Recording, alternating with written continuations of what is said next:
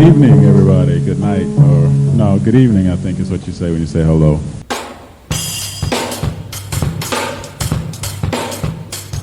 Talking Dirty with Maestro. Not just numbers, not just stats. It's about what they mean. I'm going to send to you the information. Talking Dirty. Hello and welcome to Talkin Dirty with your boy. Me. Hey fam, how you doing? Sorry again, no video this week. Appreciate everybody checking in on Maestro, making sure everything is all good and everything is okay. We're going to get there one day at a time. The only easy day was yesterday. You guys know the rules, right? So definitely just let you know officially. I might not always get back to you quick on this other side, but I'm always thankful and I'm always appreciative of everybody and what you do and how we're having fun here in the game.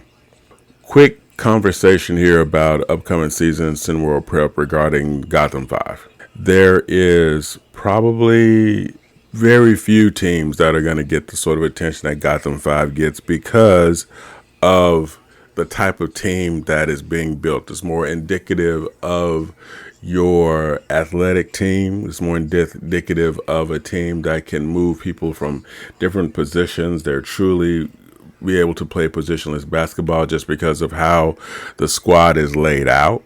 And, you know, just to be direct about it, head coach Deontay Porter, I believe, can put together a scheme that will work for his players to be seen. And now, let's be clear. Prep is about getting your game together, putting your game in a place to get looked at for SimWorld U and then for the SWBA if you're so inclined to move that far.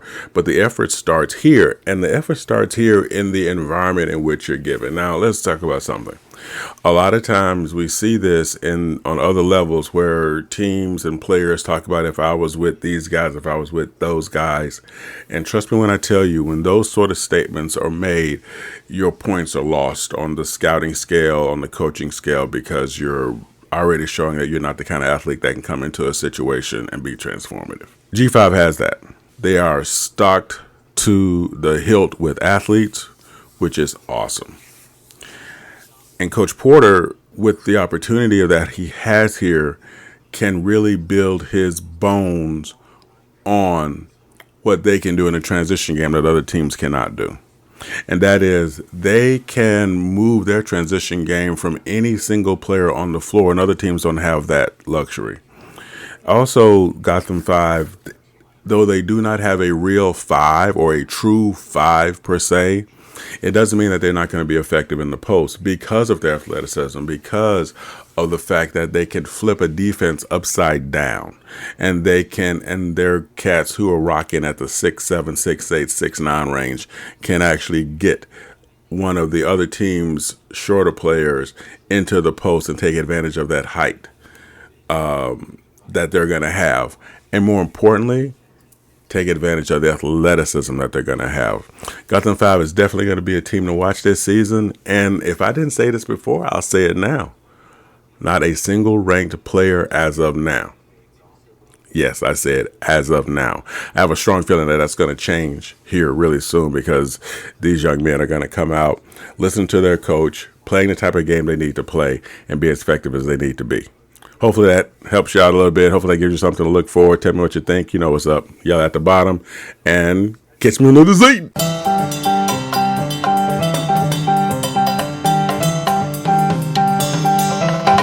Thank you for listening to the Maestro. Want to get involved? Bring it. Drop in discord.gg/SimWorld Hoops. If you have the brain, join as a coach. If you have the game, join as a player. See the game, be the game. Now, back to the Maestro.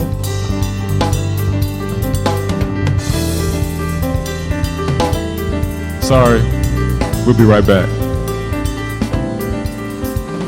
Okay, we're back. Hello and welcome back. great question came in to the private line. Because it was a private line question, I'm going to keep the sender's name private, but it's one of the media favorites in terms of great questions and great thoughts about what goes on here in SimWorld Prep in terms of things for preparation. The question was specifically geared toward the 3-2 versus the 2-3 defense. And this is a case where you have to be very well aware of your personnel, but also who you're playing against. For instance, just to give it the flatline screw top. If I am performing against a team that has really good perimeter shooters, they're good from beyond the arc, no pun intended. They are good from deep. I'm going to go, if I'm going to go zone, I'm going to go 3-2. I'm going to go 3-2 because I have more athletes out there around the perimeter to help defend that. And that also gives me a better opportunity for faster transition ball from D to O. The other thing that about the 3-2 defense is it's also great for setting up traps along the baseline because you have more athletes out there. You can pull and rotate. For instance, if you get somebody against the actual baseline, you can actually bring one of the twos up for the trap while the center 3 drops down and replaces that person in the zone in sort of a backwards rotation. That's something that you see a lot. Another thing that you see is with the 3-2 defense is you see a team that knows that they have to live in a transition game, which means they're going to trust their twos back in the post to get the rebound and just kick the ball out into the opposite court to get themselves on the move. Now, the 2-3 defense is when I need to defend against a team that is very good in low post scoring. That is they probably slash a lot. There's a lot of movement. I need bodies and congestion and deterrence in the post. So I will then keep my athletes there. And I might not always put my 5 in the middle of the 3 in the back end of the 2-3. I might put my 5 to a side and keep my most agile player in the center of that. Either way, on each defense, there needs to be lots of communication. There needs to be lots of talk. There needs to be lots of ball is here. I got man, knowing where everyone else is, calling someone cutting through the lane, being willing to move from your zone inside the defense to step up and deter a player's route. Ability to be able to put yourself in a position to be in the way to slow the offense down. Hopefully this helps you a little bit with looking at the 3-2 and 2-3. We can get something more in depth at another date. If you like a little bit more, we can break down each one individually. Holla at your boy. Let me know if this helps. Let me know what else you want to hear about. Let me know what else you want to talk about. And no matter what you do, never invite John Wick to your birthday party. Like I need to talk to somebody.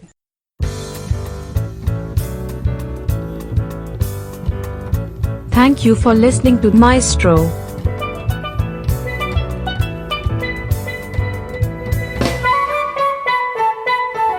Thank you again for checking out Maestro. Drop a tag below and give us a piece of your mind. See you next time.